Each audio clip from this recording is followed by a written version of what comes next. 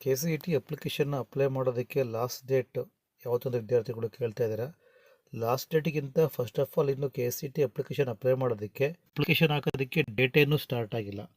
ಕೆಲವು ವಿದ್ಯಾರ್ಥಿಗಳು last date ಕೇಳ್ತಾ ಇದ್ದಾರೆ. ಎನಿವೆ KCET ಅಪ್ಲಿಕೇಶನ್ನ ಅಪ್ಲೈ ಮಾಡೋ ಪ್ರೋಸೆಸ್ ಸ್ಟಾರ್ಟ್ ಆಗ್ತಾ ಇರೋದು ಜನವರಿ 17th, ಅಂದರೆ ಈ ತಿಂಗಳು ಜನವರಿ 17ನೇ ತಾರೀಕಿಂದ ಸ್ಟಾರ್ಟ್ ಆಗ್ತಾ ಇದೆ. ಅಪ್ಲಿಕೇಶನ್ನ ಎಲ್ಲಿ ಅಪ್ಲೈ ಮಾಡಬೇಕು ಅಂದರೆ ಆನ್ಲೈನ್ ಮುಖಾಂತರ cet.online.karnataka.gov.in ವೆಬ್ಸೈಟ್ ಮುಖಾಂತರ ಅಪ್ಲಿಕೇಶನ್ನ ಅಪ್ಲೈ ಮಾಡ್ಬೋದು, ಅಥವಾ ಕರ್ನಾಟಕ ಹೋಮ್ ಅಲ್ಲಿ ಹೋಗಿ ಬೇಕಾದ್ರೆ ಅಪ್ಲಿಕೇಶನ್ನ ಅಪ್ಲೈ ಮಾಡಬಹುದು. ಸ್ಟಾರ್ಟ್ ಆಗ್ತಿರೋದು ಈ ತಿಂಗಳ 17ನೇ ತಾರೀಕಿಂದ. ಇನ್ನು ಅಪ್ಲಿಕೇಶನ್ ಹಾಕೋದಕ್ಕೆ ಲಾಸ್ಟ್ ಡೇಟ್ ಯಾವಾಗ ಅಂದರೆ ಫೆಬ್ರವರಿ ಲಾಸ್ಟ್ ವೀಕಲ್ಲಿ.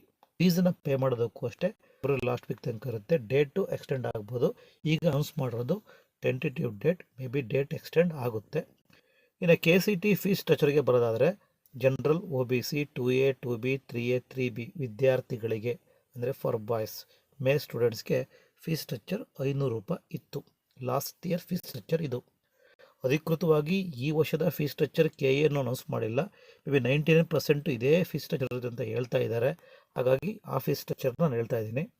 ಕರ್ನಾಟಕ SC ST ಕ್ಯಾಟಗರಿ 1 ವಿದ್ಯಾರ್ಥಿಗಳಿಗೆ ಫೀಸ್ ಸ್ಟ್ರಕ್ಚರ್ 250 ರೂಪೀಸ್ ಇದೆ. ಇನ್ನು ಆಲ್ ಫಿಮೇಲ್, ಆಲ್ ಕ್ಯಾಟಗರಿ ವಿದ್ಯಾರ್ಥಿನಿಯರಿಗೆ ಫೀಸ್ ಸ್ಟ್ರಕ್ಚರ್ 250 ಇದೆ. ಫ್ರಮ್ ಕರ್ನಾಟಕ ಔಟ್ಸೈಡ್ ವಿದ್ಯಾರ್ಥಿಗಳಿಗೆ 750 ಇದೆ. ಹಾಗೆ NRI ಫಾರಿನ್ ವಿದ್ಯಾರ್ಥಿಗಳಿಗೆ ಫೀಸ್ 5000 ರೂಪೀಸ್ನ ರಿಜಿಸ್ಟ್ರೇಷನ್ಸ್ ಮಾಡೋದಕ್ಕೆ ನೀವು ಕೊಡಬೇಕಾಗುತ್ತೆ. ಇದು ಕರ್ನಾಟಕ ಪರೀಕ್ಷಾ ಪ್ರಾಧಿಕಾರದಿಂದ ಬಂದಿರೋ ಅಧಿಕೃತವಾದ ಮಾಹಿತಿ. ಲಾಸ್ಟ್ ಇಯರ್ದು, ಪ್ರೀವಿಯಸ್ ಇಯರ್ದು, ಈ ವರ್ಷವೂ ಇದೇ ಇರುತ್ತೆ ಅಂತ ಹೇಳ್ತಾ ಇದ್ದಾರೆ. ಅಧಿಕೃತವಾಗಿ ಇನ್ನೂ ಅನೌನ್ಸ್ ಮಾಡಿಲ್ಲ KA.